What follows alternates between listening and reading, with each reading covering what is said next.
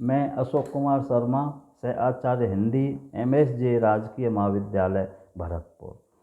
पिछले व्याख्यानों में हमने प्रबंध काव्य के भेद महाकाव्य का अध्ययन किया था। अब हम दूसरा भेद प्रबंध काव्य का खंड काव्य, इसके बारे में अध्ययन करेंगे।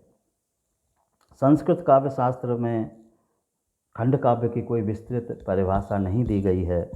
आचार्य विश्वनाथ ने अपने साहित्य दर्पण में उल्लेख किया है कि खंड काव्य भवेत काव्यस्य एक देशानुसारिच, अर्थात खंड काव्य महाकाव्य का एक देशीय रूप होता है। और बात आती है कि ये एक देशीयता क्या है, तो एक देशीयता को हम इस प्रकार से समझ सकते हैं कि उसमें जीवन के किसी एक पक्ष का चित्रण किया जाता है।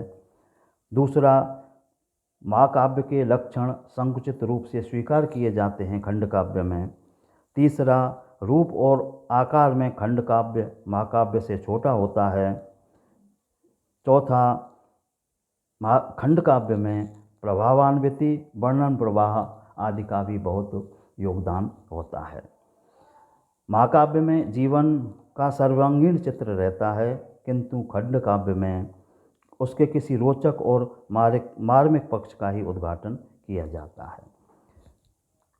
खंड काव्य में कवि रोचक, रमणीय, भावोद्बोधक घटना, परिस्थिति या प्रसंग की कल्पना खंड काव्य में करता है। खंड काव्य को महाकाव्य का संकुचित रूप कहते हैं। तो संकुचित रूप किस प्रकार से है? इसके अनुसार महाकाव्य का जो नायक होता है वह सद्वंश या क्षत्रिय होना चाहिए। दंडी के अनुसार सदाश्रय, चतुर और उदात्त होना चाहिए। लेकिन खंड काव्य में इस तरह की विशेषता पूरी तरह से नहीं ले सकते हैं हम, क्योंकि खंड काव्य छोटा होता है। इसलिए खंड काव्य का नायक कोई उच्च वंश का आदर्श महापुरुष हो सकता है। अगली विशेषता, खंड काव्य में रस की स्थिति किस प्रकार की होनी चाहिए, इस बात से संबंधित है।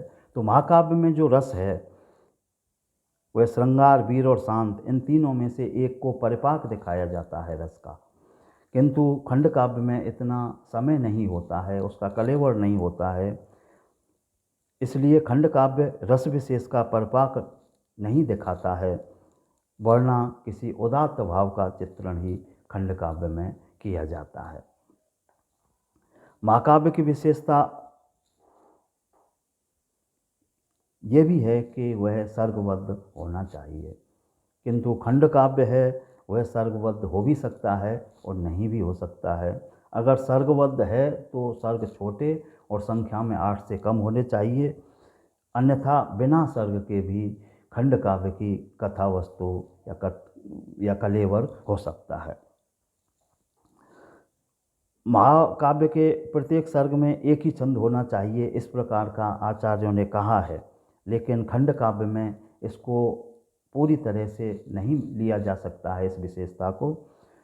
तो खंड काव्य में भाव के अनुकूल छंद की योजना होना जरूरी है। उसमें छंद योजना खंड काव्य में भावानुकूल होती है।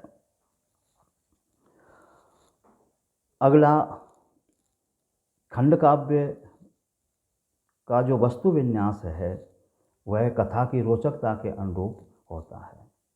महाकाव्य का वस्तु विन्यास नाटक की संधियों, अर्थ प्रकृतियों, कार्य अवस्थाओं के आधार पर होना बताया था। लेकिन खंड काव्य में ना तो इतना समय होता है, ना ही इतना कलेवर होता है, ना ही कथा विस्तृत होती है।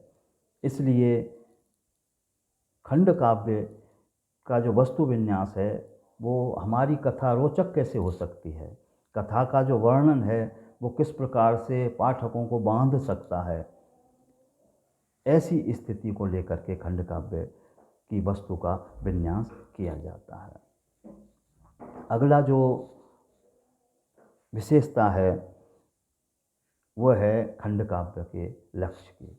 तो महाकाव्य का लक्ष्य भी अर्थ, धर्म, काम और मोक्ष होता है।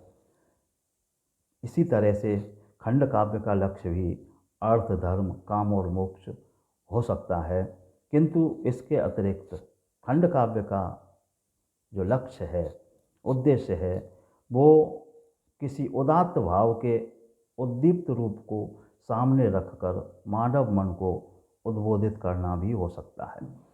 तो उदात्त भाव का चित्रण करके और समाज के सामने उसका जो रूप है, तेजस्वी रूप है, उसको हम उद्बोधित करने के लिए समाज को जीवन मूल्यों के साथ, मानव मूल्यों के साथ जीवन जीने के लिए प्रेरित करने के बारे में सामने रख सकते हैं खंड काव्य में।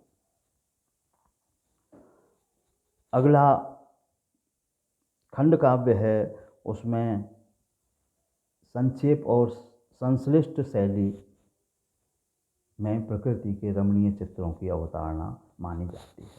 महाकाव्य में प्रकृति का चित्रण विस्तृत रूप में लिया जाता है, लेकिन खंड काव्य में प्रकृति अगर हमें चित्रित करनी है, प्रकृति के जो व्यापार हैं वो दिखाने हैं, तो संक्षेप में और बहुत ही संश्लिष्ट शैली में ही उनके चित्रों को चित्रित किया जा सकता है।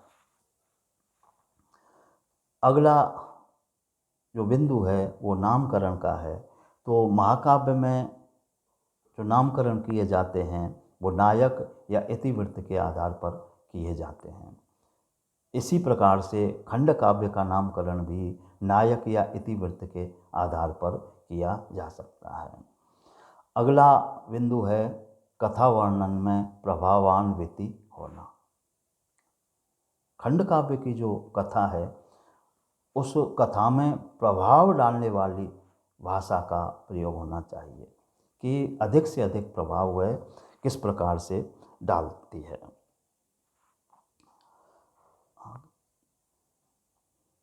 अगला बिंदु है क्रिया व्यापार की निर्बाध अभिव्यक्ति के लिए संक्षिप्त ओजपूर्ण परिस्थिति के अनुरूप त्वरा बुद्धिमूलक एवं तर्कपूर्ण संवादों की योजना। तो जो क्रिया व्यापार है, नायक जिस व्यापार को कर रहा है, नायक का जो कार्य है, वह खंड काव्य में इस प्रकार से किया जाना चाहिए कि उसकी जो कथा है वो एकदम शीघ्रता से ऐसे प्रसंगों का वर्णन किया जाना चाहिए जिसमें बुद्धिमूलकता हो और संवाद भी तर्कपूर्ण और छोटे हों। तो इस प्रकार का जो क्रिया व्यापार होता है कथा वस्तु में, वह खंड काव्य के लिए बहुत उपयोगी सिद्ध होता है। और क्रिया व्यापार की गति को निर्बाध बनाए रखने के लिए आवश्यक है कि संक्षिप्त ओजपूर्ण परिस्थिति के अनुरूप बुद्धिमूलक तर्कपूर्ण संवादों की योजना की जाए। अगला है अवान्तर घटनाओं का परित्याग। खंड काव्य में अवान्तर घटनाएं होती हैं, उनका परित्याग करना आवश्यक होता है। महाकाव्य में पताका प्रकृति के रूप में अवान्तर घटनाओं को कथा वस्तु के साथ तक निभाया जाता था।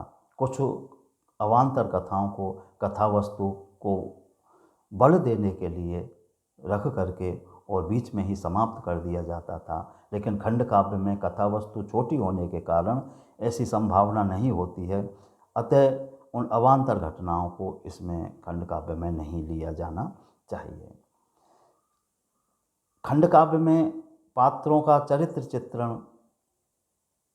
केवल दो एक विशेषताओं पर ही आधारित होना चाहिए। पात्रों की जो विशेषताएं हैं उनमें पात्रों के एक दो गुणों को ही उद्घाटित करना चाहिए खंड काव्य में, क्योंकि महाकाव्य में पात्र के संपूर्ण जीवन के चरित्र को रखा जाता है। उसकी पूरी विशेषताओं को, कमियों को, अच्छाइयों को खंड काव्य में वर्णित नहीं किया जाता, महाकाव्य में किया जाता है।